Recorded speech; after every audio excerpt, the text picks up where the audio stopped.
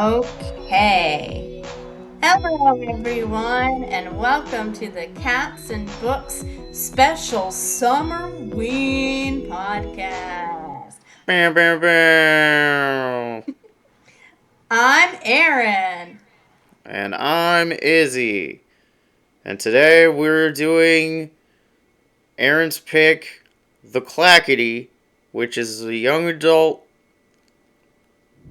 like, Well, it's middle the grade, actually. horror. Not young adult, it's middle grade. So, like, kind of like middle Uh, school age horror book.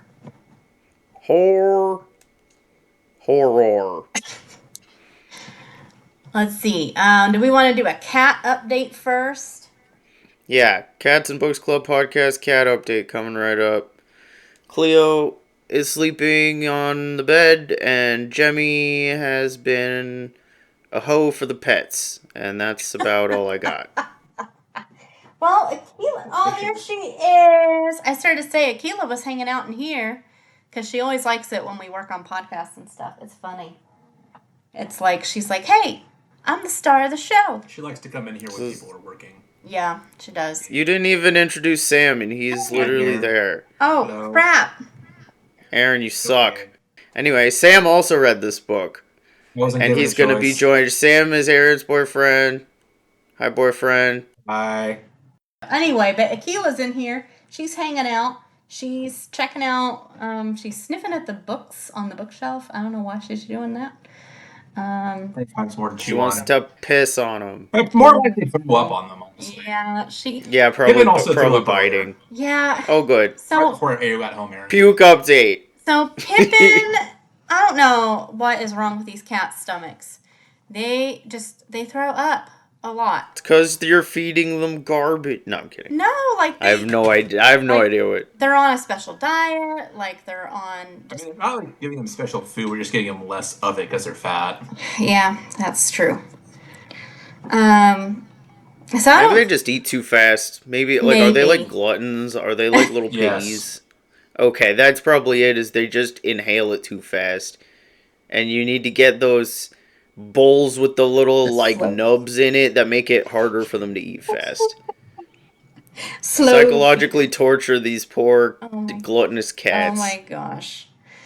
So yeah, that's what's going on with ours. But yeah.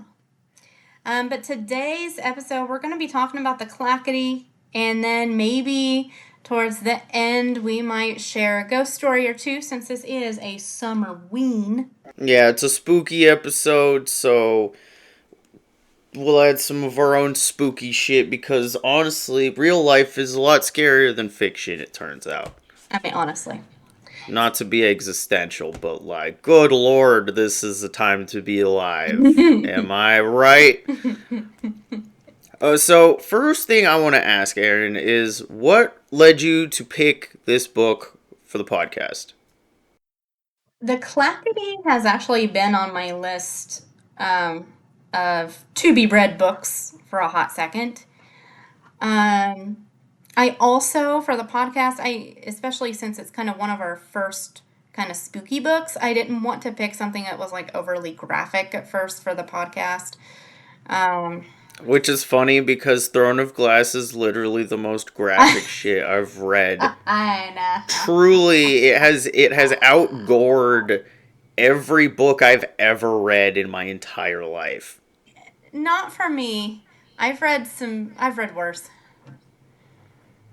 Well, I want to see them because Stephen King, that's worse. No, it's not. It is worse. I mean, the book, It. Literally, the book, It. Way, way worse.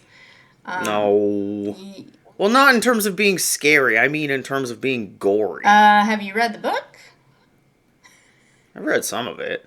It's like 900 anyway. Anywho. Well, I'll read it eventually. But, yeah. I mean, it's an excellent book, don't get me wrong. But it's gory as hell. Interesting. I also am not one for... So there's this, like, newer sort of genre of horror coming out, kind of becoming a little bit more popular, called splatterpunk horror or something like that, where it's, like, over-the-top gory, That is, for me, that's not my style of horror. Great if It's you all so love that, but it is not funny. for me. It just kind of, honestly, it kind of grosses me out. It's the same reason I can't watch horror movies. Like I love horror movies. Let's get that out there first. I love horror movies. I do not like gory, like over the top films like Saw. That's not, nope, not for me. But anyway, I prefer more psychological. But swinging back over to the Clackity, the reason why I picked it, a couple reasons. I It's been on my list for a while. It's one that I've been hearing about. Where? Just on social media like Facebook, Instagram, TikTok, that sort of Okay, thing. alright. So I heard about it through those channels. And I honestly, another thing that drew me in, I really love the illustrations. Sure. The illustrations were just, honestly, they were gorgeous. Um, Yeah, like, if nothing else, it's, like, a very, like, interesting world that the author has built. So, let's talk about the... Well, before we start talking about the world, Sam, to include you in this conversation, what made you go along with reading this with Erin? Did she have a gun to your head? Or were you voluntarily She had a like, gun to my okay, head, yeah, sort that of. sounds good? Well- Yeah, I figured. well, I thought, well, see, Sam and I, we read books at night anyway. Like, we usually read like a chapter a night of a book. And I was like, hey, would you like to read the Clackity with us and then be involved in that podcast? But yeah, so let's dive in. So with the Clackity, we start off with two main characters. There is an aunt whose name is Desdemona, and her niece is Evelyn. And but Evelyn calls Aunt Desdemona Aunt Des. But her aunt is a psychic, and she helps with hauntings in Blight Harbor, where they both live. And Evelyn came to live in Blight Harbor with her aunt after the disappearance of her parents. And then Evelyn also volunteers at the local library. And that's kind of where we start out with this book. There's also the librarian, Aunt Lily, Lily, but Evelyn kind of considers her like a second aunt, so she calls her Aunt Lily. Right, which is kind of, I don't even know why she's that, like, there's, like, two of the same character, basically, and one of those two, we end up not really seeing any more of the rest of the book. Yeah, it's primarily focused on Evelyn, who is the young girl who goes through this little journey with the Clackity. Yeah, main character's name is Evelyn. She has anxiety. Mm-hmm. You can tell because she has a panic attack every 10 pages. Poor thing. Well, and one thing I did like about the book, like if I look at this from like a middle grade schooler is reading this book, it's a way for other kids to kind of connect with that character and to know that other people also have anxiety. Because I know there's a lot of kids out there, oh my gosh, with anxiety, depression, that sort of thing. And a lot of kids actually, sadly, also dealing with like the loss of their parents, whether that's through, an illness, a disappearance, a death, just lots of things. And honestly, I have seen a lot more of children being raised by other people, whether grandparents, aunt, that sort of thing. So I think what the author might have been trying to go for is giving kids like a way to connect with Evelyn as another kid who, maybe she's going through some of the same things that they're going through. So that I actually I did appreciate and I did like.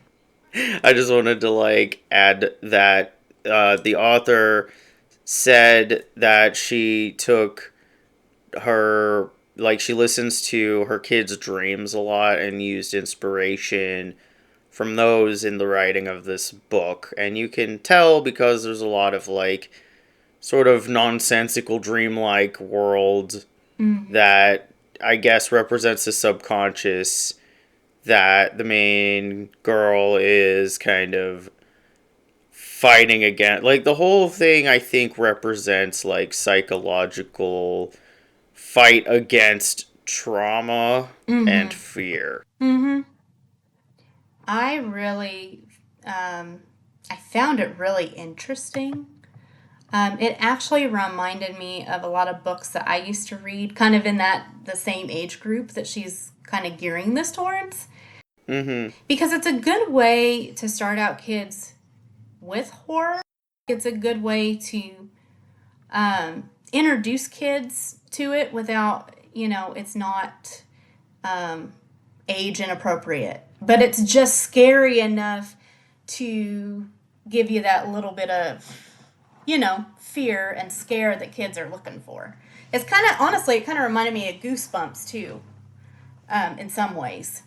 Sure. I mean, I think, they painted a cute little scene of the town, but we didn't end up spending like any time there because most of it was after she gets sucked into Nightmare Land. Actually, Like, that's a great way to describe it. Nightmare. yeah, so like basically her aunt is a witch and she's also kind of magic, but like they there's some evil lurking in the abattoir, which is basically a slaughterhouse. And interesting fun fact that I read is that the abattoir was based on a real place in Butte, Montana, where I used to live. Oh my gosh, that's hilarious. And I think That's the author might be living in Montana. oh, So that's another fun that's really fact. cool. I gotta double check that, so. But, like, that's what I remember. It's really cool. And Anyway, they're in the abattoir. There's a bird mural on the wall. They never explain why it's there, what it is. At first, I was like, oh, is this an evil birds? And then they get spooked and leave. well, Like, nothing, they just go in there and nothing happens. well, Aunt Des thought it was weird because the birds, the the bird mural was not. Mm It wasn't there the day before because she had been coming to the abattoir, like I guess daily, to kind of figure out what is haunting this abattoir, and the drawings of the birds were not there the day before. And Evelyn kind of sneaks away to um, kind of figure out what her aunt is doing. And then they end up kind of exploring the abattoir together. Honestly, I found it kind of creepy because I was like imagining the slaughterhouse in my mind. And I'm Yeah, it like, was described pretty well. Like, I it really was. And I was thought like, I could see it, like, in my mind's eye. And that's, like, for good horror, you really do gotta set the scene. So, like, I think the author did that really well. Like, the descriptions of, like, the environments were pretty captivating. yes. And then Evelyn later is researching a serial killer of Blight Harbor in the library. And his name, actually, I'm going to read the passage that Evelyn actually read from the book that she was reading from. Sure. Jonathan John Jeffrey Pope was born in the small town of Blight Harbor and resided there until his disappearance in 1921. It is believed he was responsible for the murders of upward of a dozen people beginning in 1919. The likely murders are classified as unsolved missing persons cases, as the bodies were never found. A slaughterhouse worker, Pope is believed to have disposed of his victims in his place of employment. Some forensic evidence was recovered, primarily human fingers and toes, but the technology of the era was not sophisticated enough to positively identify ... So Evelyn is kind of researching about this serial killer. And of course, again, as I'm reading it, I'm going, man, like, Sounds like something you would do. well, I don't know. It kind of it started reminding me. Actually, John Jeffrey Pope kind of reminds me of. I was getting Dahmer, maybe, more Dahmer vibes out of it, really. Yeah, like Dahmer, or honestly, he kind of gave me, just because of the time. Obviously, I know these are two different time periods, but honestly, he kind of reminded me of like Jack the Ripper. That's kind of the vibe that I got. Jack the Ripper and Jeffrey Dahmer and other, horrific people who have done Sure. similarly horrific Your serial killer things. Yeah, special. exactly. And then what ends up happening is that Aunt Des then goes missing. And Evelyn goes to look for her. And she sees her aunt. She goes back to the abattoir because she's like, oh, maybe she's at the slaughterhouse. I can go and look for her. And Evelyn sees her aunt at the abattoir, but then her aunt, like, disappears. And then there is a ladder that she sees in the slaughterhouse, and she starts to climb that ladder. And then a horrible face appears. And the horrible face we see is this creature called the Clackity. Oh my Well, god. there is another thing. Before she gets to the Clackity, she's anxious and upset. And apparently, eyeliner and an undercut save the day and help her feel more brave. Oh yeah, because her aunt kind of gives her, right before her aunt disappears, like the night before, her aunt's like kind of dolling her up, and like trying to make her feel confident, and gives her like a cute little haircut and um, does her makeup. So if you look cute, you can conquer anxiety. But if you look ugly, anxiety conquers you. I You don't better not be ugly. I don't No, I think know that that's what wasn't. she was I'm just trying being to stupid. say. I think the aunt was just trying to give her like a boost of confidence. Oh, boost. No, I know. I'm just being stupid. Anyway, okay, can I describe the Clackity, because I even like wrote it down, like what the Clackity looked like, because I was like, dang. Okay. Yeah, go ahead. So, what it says. Um and this is obviously from Evelyn's point of view, but she says, all I could see in the shadows was a face as gray and pale as the moon, and that face was wrong. It was too big for starters, too wide and too long by half, and it had only one eye. One good eye, anyway. The left one looked like it had been sewn up carelessly with black thread, but it was the smile that was really broken. It stretched across the too big face, splitting it jaggedly in half. The smile was filled with too many teeth, 2 rows on top and 2 rows on bottom, and the teeth that weren't broken were razor sharp. I was like, holy crap. It's a spider head guy with a bunch of one eye and a bunch of teeth. It was so, honestly, I was like creeped out. I was like, ugh, I'm going to see that in my nightmares later. So, Evelyn. Can I just say Yes. one more thing about this whole setup? Yes. This girl has already lost 2 caretakers. Mm-hmm. And her current caretaker Mm-hmm.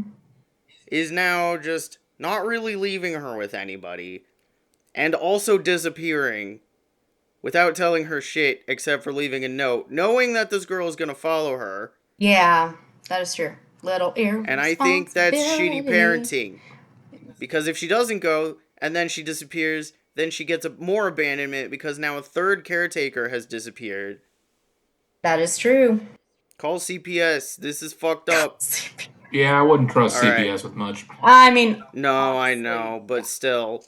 But anyway, So the This Clackity. girl's basically like re-orphaned every 5 seconds. Her house burned down, her parents died, and then her aunt's a fucking idiot who disappears, and then she has to be saved by a fucking 13-year-old. He's like 12, I think. Rookie shit.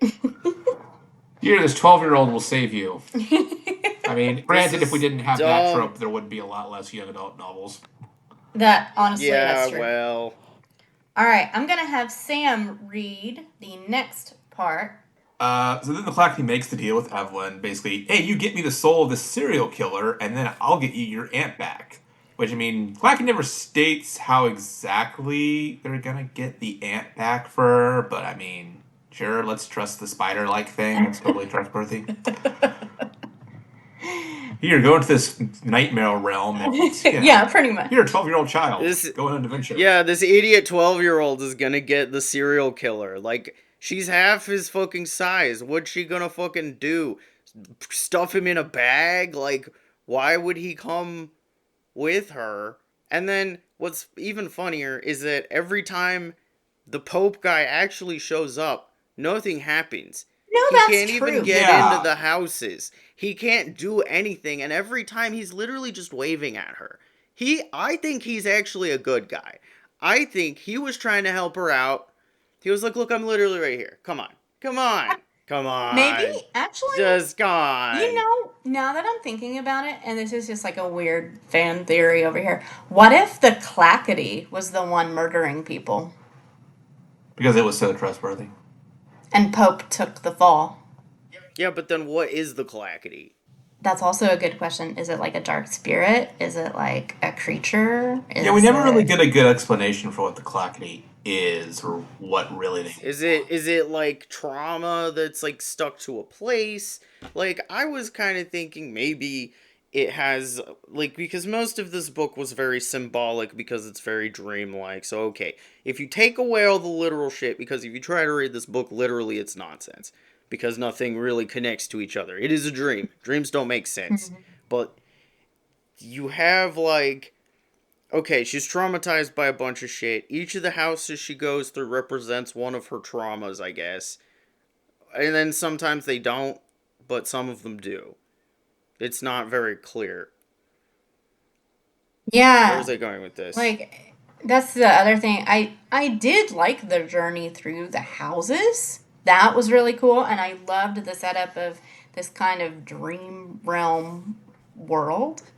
Honestly, now that I'm thinking about it, is the Clackety even really a creature? Is he a manifestation of Evelyn's like PTSD?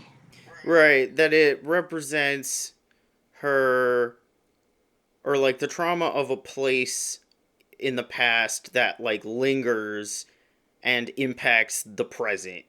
It's a, I mean, that's a pretty good book.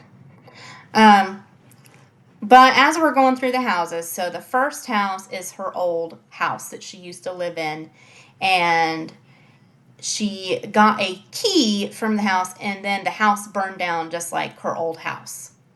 Hang on, wait. Before the house part, there's the weird gate. There's the bird situation. Oh, She yeah. has one bird Oh, yeah. that tattooed itself onto her body. We don't know why. And we don't Only know one how. of them is on there. And then there's a flock, and it all comes off the wall and follows her into the gate, but it can't go past the gate. Only the tattooed bird can go past the gate. Anytime she tries going anywhere other than in the gate, the birds turn into an Alfred Hitchcock situation and swarm her. So I went from being like, oh, birdies, how cute, to like, oh no, not birds, oh.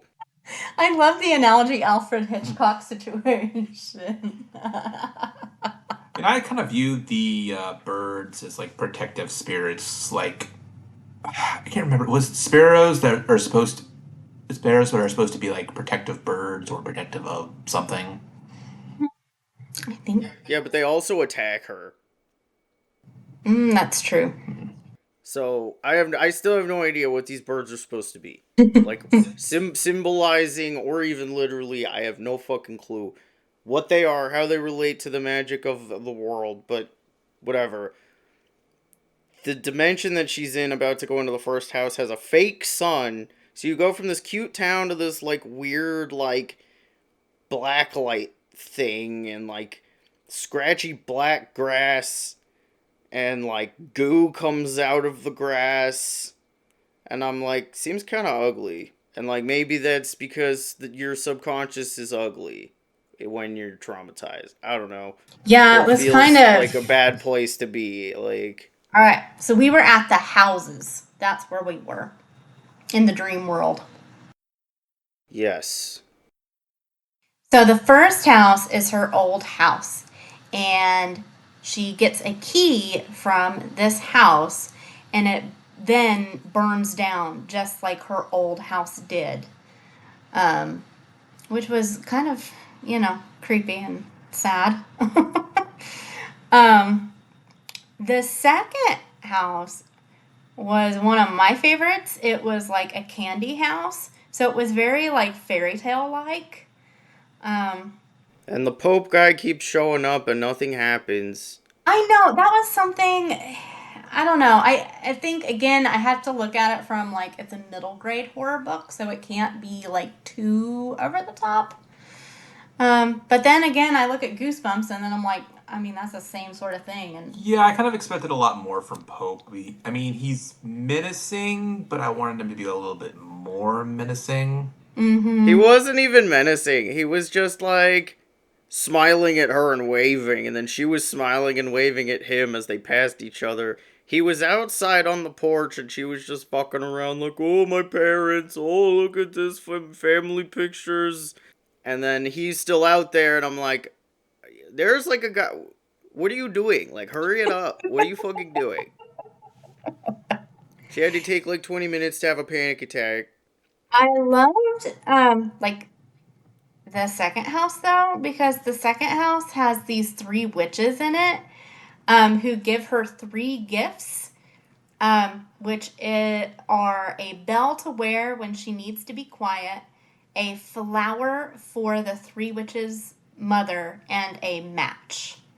So, but I really liked the three witches. Um, they were kind of fun. Um, I don't know, I really liked the three witches part. Yeah, but they didn't do anything. They gave her the They were gifts though. there. Yeah, but the gifts, like, it's like, is this a Volksmarch where they were like, ah, yes, and at some point she will appear and will need these things to beat the other level in this video game. Like, this is. They were out there for a month. Their bread was baking for a month in the house they were locked out of, and she's like, are you scared of Pope? And they were like, no. They're like, yeah.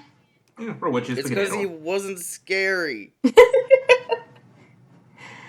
um, the third house had a friendly ghost with coins for eyes, and she helped escort Evelyn away from Pope and the Clackity, both of whom were following her. Did we ever get an explanation for the coins over the eyes? No, we don't It's just actually. supposed to be Coraline scary. Well, actually, I think coins over the eyes might. I get that it's done like it was done in Yeah, ancient times, that's what I was but thinking. I mean, outside of that, I mean, we don't really have an explanation. No, we don't. They're just Kind of there to be creepy. kind of there to be creepy. um, and then she also gets from that ghost that has coins for eyes. She gives Evelyn the coins and another key. And then Man, the key shit is so tedious. And like half the time it's like, it was in the bowl on the table. Oh, it was under the rock labeled key in front of the door. And it's like, why are we doing this? This is so boring. well, I kind of like the next. I like the next part. Um, Evelyn then gets into a boat that she sees, like it's on this like I guess like a little lake. She falls asleep in the boat, and then when she wakes up, she meets the three witches' mother, like the three witches that she met earlier. She meets their mother, and she asks her for the witch's mother asks for the key. And Evelyn, instead of giving her the key that the witches gave her, she gives her an old house key instead, because the witch can't really see that well anyway. So she's like, here, have this random key instead. And then the witch also says, help me find this house. I want to kill the man who lives there, but I'll not be eating that one. He is poison. And she's talking about Pope. Even the cannibal doesn't want him. And Evelyn gives the witch the gift from her 3 daughters. It is a gold, gray, and pink flower. And the witches were known as gold, gray, and pink. Like, they didn't have, like, actual names. Like, they just went by colors. And when Evelyn gives the witch this gold, gray, and pink flower, it then turns the witch into a tree, which then opens up, like, there's like a hole in the trunk of the tree. And it was like, it was a tiny hole, but it was just the right size for a key.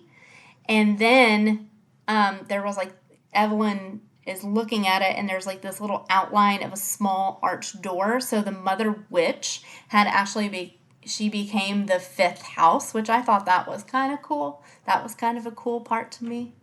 So it's actually where her heart would have been. So the hole is where her heart would have been. This could be family trauma. Yeah, actually, Shit. yeah, because we never get an explanation on the But relationship. yeah, we don't get an explanation on them really at all. Yeah, like, we just know that there's 3 It would be witches. nice to know what they're... And they're related to the librarian on the outside in the real world. Mm-hmm. Oh yeah, because they're like, well, we won't eat you because you know this... You know our cousin, librarian basically. who's your aunt. And it's like, okay... Is that it? Is that all we get? Like, why does she know? And it, like, doesn't wrap it up.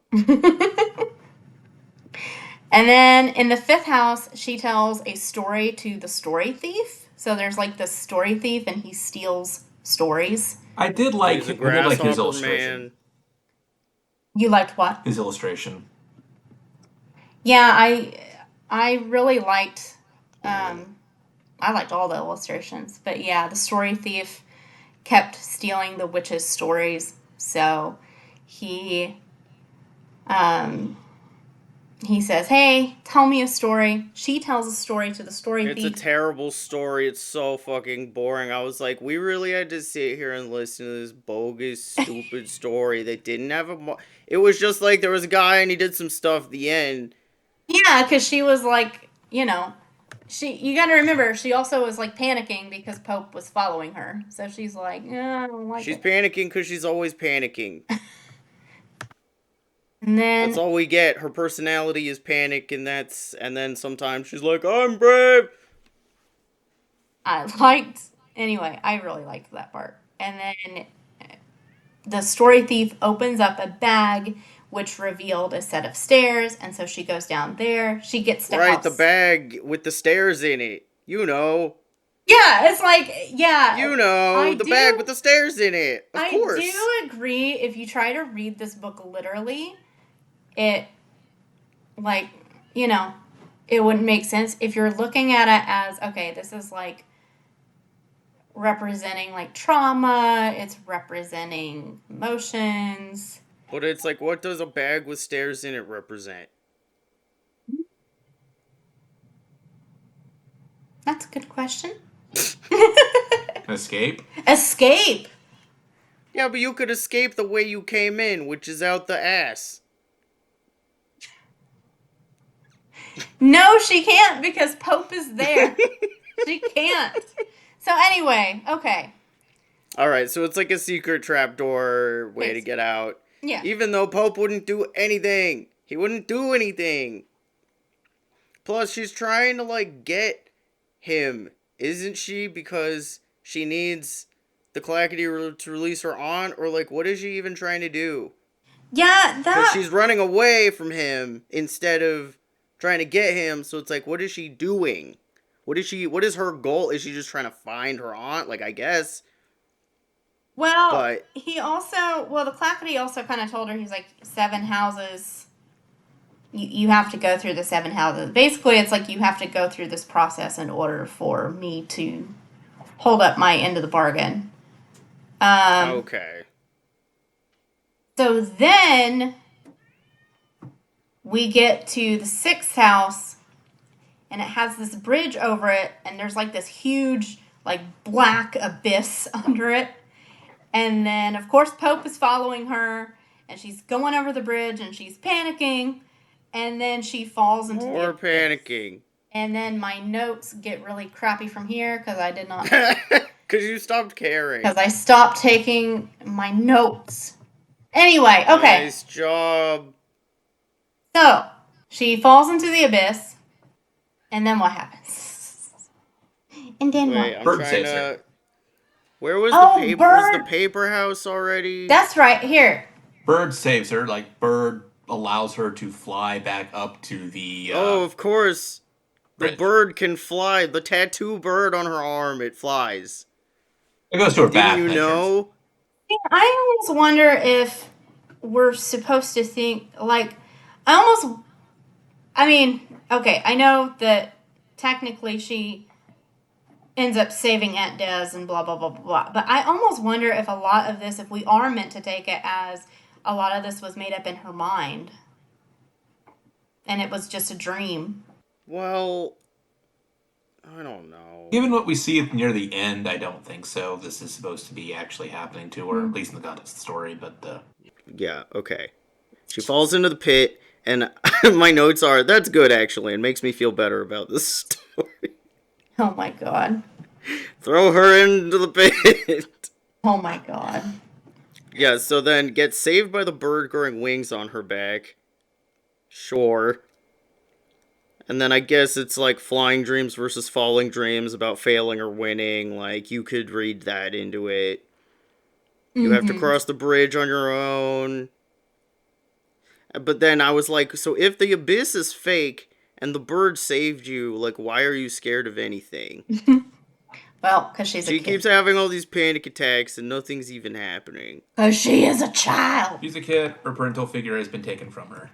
Yeah, And a serial killer is chasing her. that is true. I mean, Yeah, all of the adults in her life have let her down and abandoned her. Exactly. Yeah. Yeah. You'd be creeped or out. actively hostile toward her. Okay, okay, so after that you go to Pope's house, of course. Oh, And yeah. Pope's The house conv- was like the- the first place I felt Pope was actually a little bit more menacing. Right. The Because- door was conveniently just open. So she didn't even need a key. And because why, Sam? Also because she finds the dolls, not just the Desdemona doll, but the dolls of his former victims with all their toes and fingers cut off. Like, oh, okay, this is kind of creepy. Oh. But okay, here's my question about the dolls. So this guy was killing people and cutting their toes off, or did they cut the toes off before they killed them? And then why do you make a doll of the person you killed if you're just gonna blend them in a blender? It seemed like a lot of gimmicks trying to like cram themselves into one guy.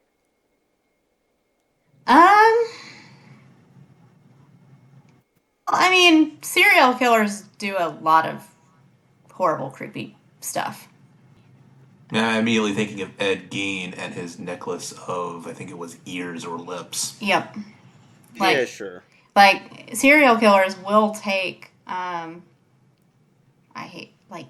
guess you would call it Trophies. trophies. Yeah. Trophies, souvenirs from people that they kill. Ted Bundy did it too. So, well, when she goes into the house, she looks around the house and there's nobody there. And of course, her aunt is in the basement. So she goes to the basement. She sees all the dolls. It's like a jeweler's bench with a bunch of toes and shit. Or like tiny toes that he made that he cut off of the dolls. Tiny hands. So then She frees a bunch of brothers from the mirrors by taking the sheet off. I guess Yeah. it's his brothers? Yeah, it's supposed to be his Being brothers. like, yo, fuck this guy. We hate him too, even though he's our literal brother. And then I think they set the whole building on fire Yep. with the Clackity in it, Yep. even though the Clackity's not actually in it. He's just a hologram because he can't do anything in that world. So I don't know what good that would do, but don't worry about it. I took that as like maybe like if we're looking at this like these are her demons, her inner demons, I guess. Maybe it's her like I guess it could symbolize like kind of growing up and like facing your trauma. Yeah, just set your trauma on fire. Well, Works every time. works every time. But then, yeah, she takes the Aunt Desdemona doll, and she because she's down there as a doll. yes, Oh, I forgot that part. yes, she's down there as a doll, and she takes the doll and she takes it back to Aunt Lily and She says, just let herself get turned into a doll like fucking that. well, she's like, well, like she takes the doll to Aunt Lily and she's like, oh, what do we do? And so then her and Aunt Lily and the three witches, like, the three witches from like the realm, the Clackity's realm, they all help and basically they turn Desdemona back from doll to human. And then Yeah, I have go ahead. like so this is verbatim my notes. Lily puts Chick to bed with a nightlight. She's like, no, then the three witches, and she has to cut the bindings because she can see they can't, and she almost gets it but misses a chain, and somehow Pope still comes for the chain, and she unwraps it and he goes away. Was like the darkness supposed to be Pope, or was that something else? That was also something I wasn't getting. Yeah, that was something that was left unclear. If that was Pope or if that was just like dark magic. Don't worry about it. It's all the same. It's all Pope. Him, just one guy. He's the darkness of all the guys. The darkness of all the guys. Just one fucking guy who was a little sick and killed a bunch of people is the epitome of all evil. Didn't you know? Just one serial killer is all evil. So yeah. Okay. Well, she fixes all the dolls, and like, there's no here's what I learned about myself moral. She just overcomes her trauma through exposure therapy. All her ghosts are resolved when the dolls are put back together. And that's that. And then And Pope doesn't really die or, get banished. He's just left in Nothing that place. happens. yeah, he's just kind of Stuck. Still. We don't really interact with him at all. No, we don't. We don't even know how he disappeared in the first place. Did he just kind of go into that nightmare world the same way that Evelyn did, or did he die? Yeah, the logic for the universe was impossible to understand. Well, I don't know. I think what bothered me the most was that at the end, it was just like, well, now that's over. What's next? And it's like, that does not fit the tone of this book at all. The ending was very abrupt. Yeah. Very abrupt. How are they not still horrifically scarred from this? The aunt just has gray eyes now, but she's okay besides that. She's fine. Move on. Yeah. It's very, So, I don't know, and I guess there's sequels? Is that apparently there are sequels. I didn't know that there were sequels until I was looking it up on Goodreads because I was adding it to my shelf and my virtual shelf. And I was like, oh, there's 2 more? I think it's a trilogy, but it doesn't read like a trilogy. It all should have just been one book. It doesn't read like there's more. You know what I'm saying? It's I get the hint it's supposed to be a continuing series, but not include the Clackity, but Yeah, like I think it's like other creatures. But anyway, it's an odd book, to be sure. Um, but yeah, and then I didn't know that kind of concludes our Wait, can I read the last? Borrowed the book just to read last the sentence. last like little bit. Okay. Um. So when I finally went back into the house and closed the door, Des was watching from her chair with a sad sort of smile. Well, she said, that was the last of them? Question mark. I nodded. It was bittersweet to think it was over, to know I wouldn't see any of them again, them being the ghosts, that she resolved.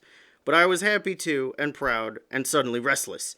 It was still only June after all, and the days and days of summer blue skies were waiting for me. I threw myself down on the couch. Okay then, what's next? Yeah, like that's Yeah. like what? I got to that part. It was just, this is it. There's like not more. what? Okay. All the traumas resolved, don't you know? You just had to go through all the houses and run away from a guy that wasn't going to do anything to you anyway and have 20 panic attacks. Sorry. I mean, I can have 20 panic attacks. Why am I not healed by now? How many fucking more houses do I have to go in so that I can resolve my trauma? Anyway.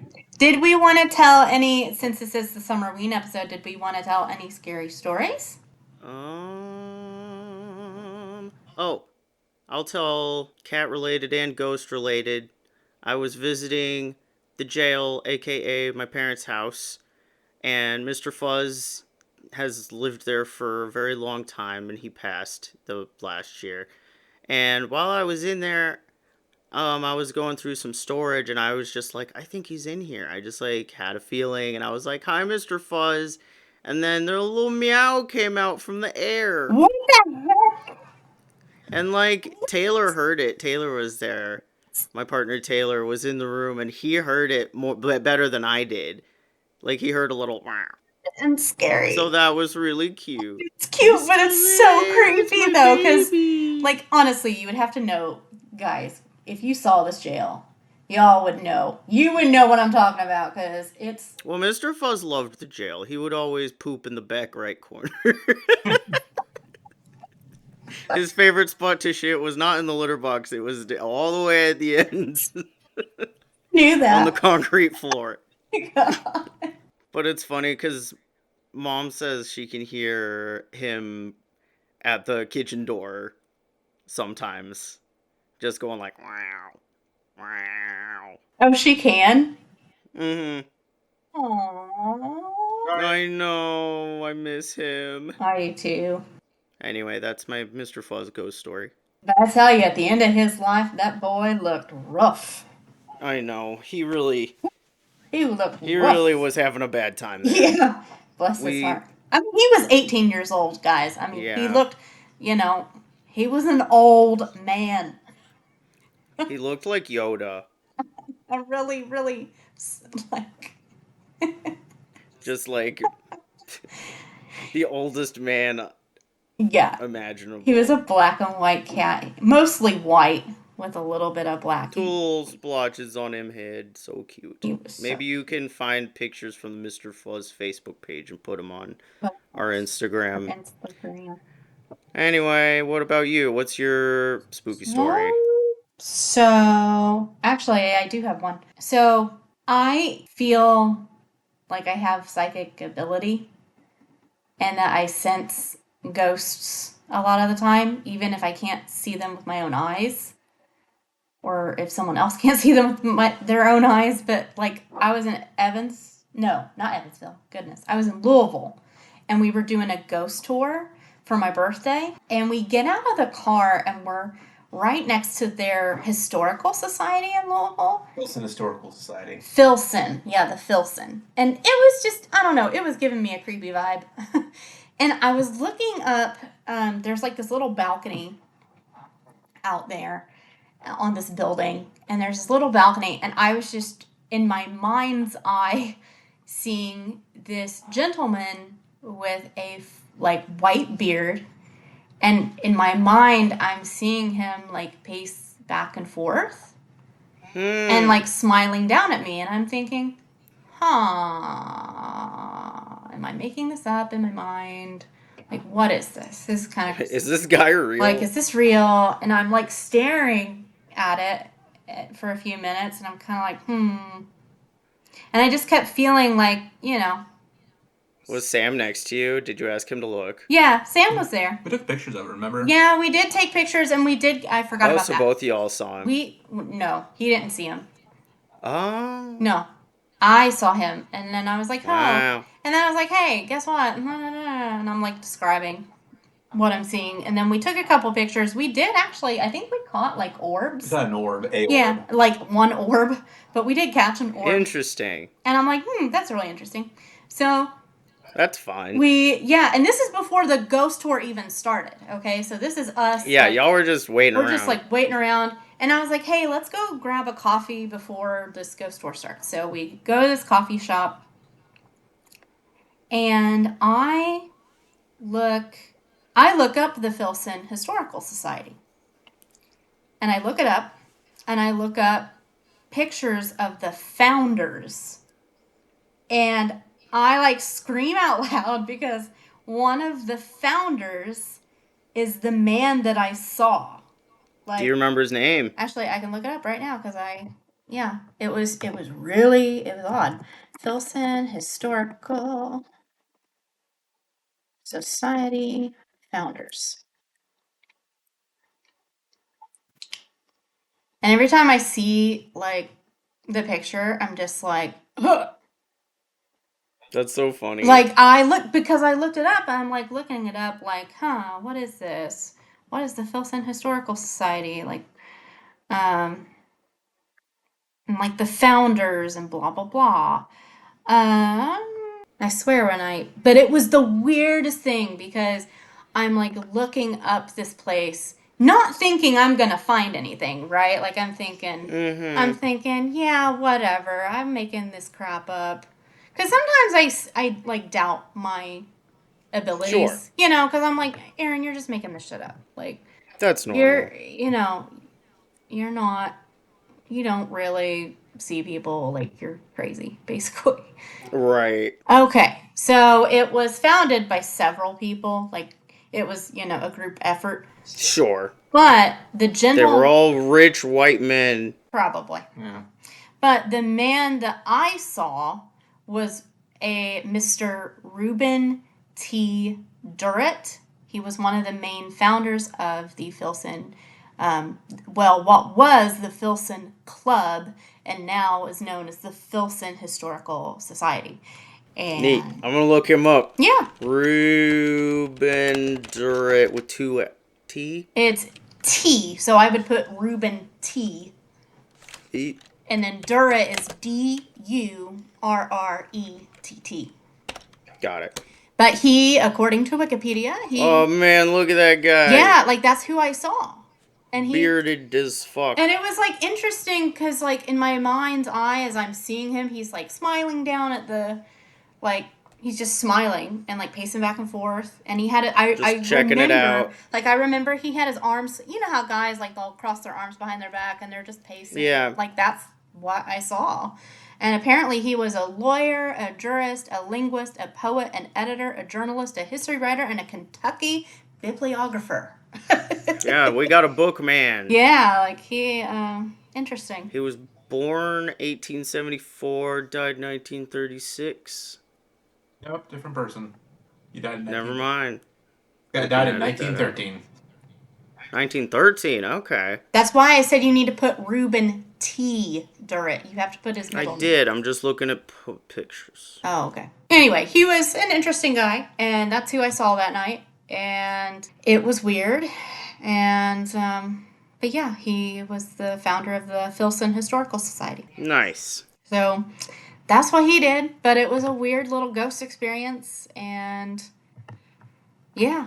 I'm looking forward, speaking of ghost experiences, Iz and I are getting ready to go to Arizona and Sam, and we're going to do a ghost tour while we're there. And then next year we have planned, we're kind of in the beginning stages of planning a trip to New Orleans, which of course, if you're a paranormal person like we are, you know that New Orleans is like in the top 10 like most haunted cities in America. So we're really looking forward to that. I am excited. Shit has happened in that Yeah, city. like New Orleans is like haunted as crap because so much stuff has happened in New Orleans. But anyway, I think that kind of concludes our episode tonight. Thanks for joining us. I'm Izzy. And I am Erin. And I am Sam. Yay. Alright, bye-bye. Bye.